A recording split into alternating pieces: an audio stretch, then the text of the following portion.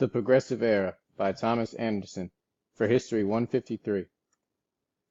The Progressive Era was a time between the 1890s and the start of World War I, when worries about the state of society, effects of industrialization and urbanization, social disorder, and political corruption all came together at the same time.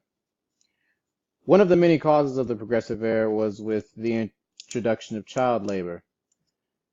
Uh, you often saw a lot of kids work in very unsafe conditions, not in school, working long hours in jobs that were essentially built for adults, and some that were even too dangerous for adults. For example, you have on the left a photo of an 8-year-old boy who had to pick up bobbins, but only got 15 cents an hour, 15 cents a day for his work. While on the right, you have a group of girls who haul strawberries for 12 hours a day. Things like this obviously were uncommon and often looked at as immoral today, as well as being illegal. But back then it was very normal for kids to work like that and not go to school. Moving on to immigration, another reason for the start of the progressive movement was immigration. A lot of people began to move to more urbanized cities like in New York or like Chicago and even Detroit due to the increase in jobs and just looking for a nicer life, I guess. And one of the parts of the immigrants that were moving to this society were often European, although you had some who were from Mexico as well. And you also had those migrating from the south to the north and to the west, more specifically black people who were doing that to escape racism as well as find jobs too. Um, so that's one thing that led to. And because of the increase in immigration and the migration of black people, you often saw what is kind of like a competition that went on between the European immigrants and black folks from the South as to who could get housing, who could get jobs. And this often led to the creation of ghettos, as you see in the right photo. This is because there was not as much opportunity for immigrants, for black folks, as there was for, I guess, non-recent immigrant white Americans. And as a result, there were horrid conditions in, the living areas. Malaria was often spread in places like this. Other other diseases as well quickly spread because of the close living quarters.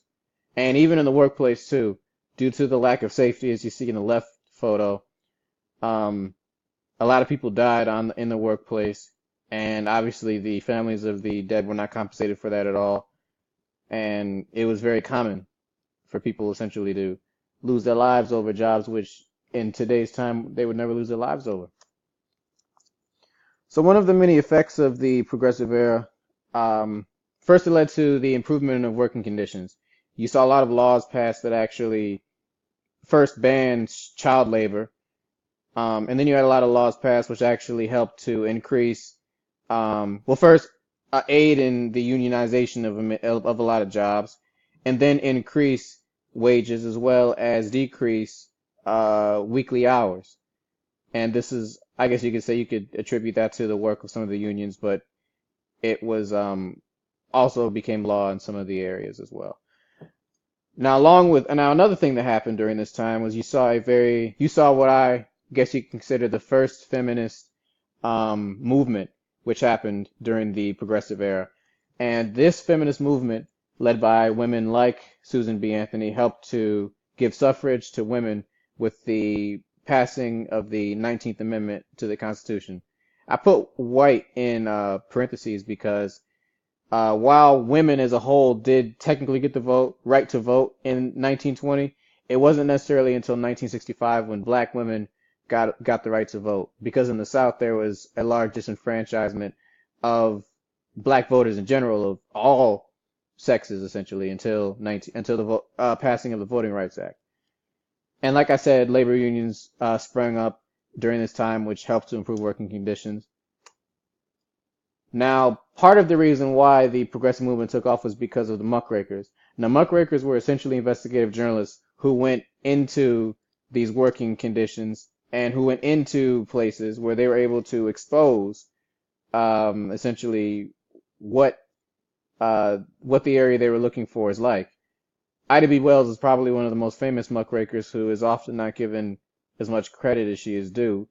She was one of the co-founders of the NAACP, the National Association for the Advancement of Colored People, and she actually helped to write the Free Speech, which is a expose on lynchings that were occurring in the South that were often being ignored, or if not perpetrated by law enforcement, and basically it helped to give a lot of insight to those within the North and those who were not aware of what was going on in the South on how bad it was for a lot of black people living, obviously, in post-Civil War South.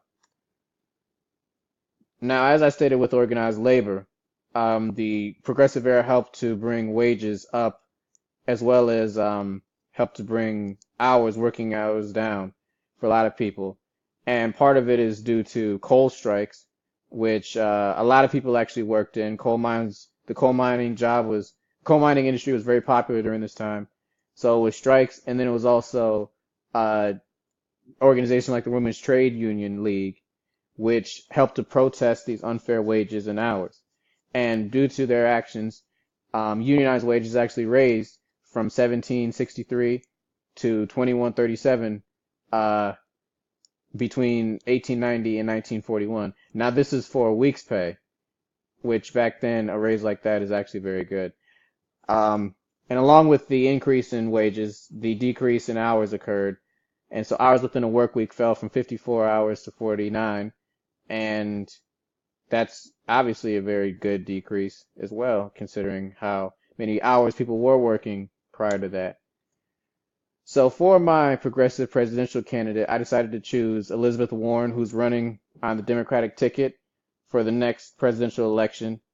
And basically, she is essentially a progressive in every single way you could imagine. She's pro-choice on abortion. On healthcare, she supports universal healthcare system, like in Obamacare. She is completely for gun control. She actually supports stricter background checks.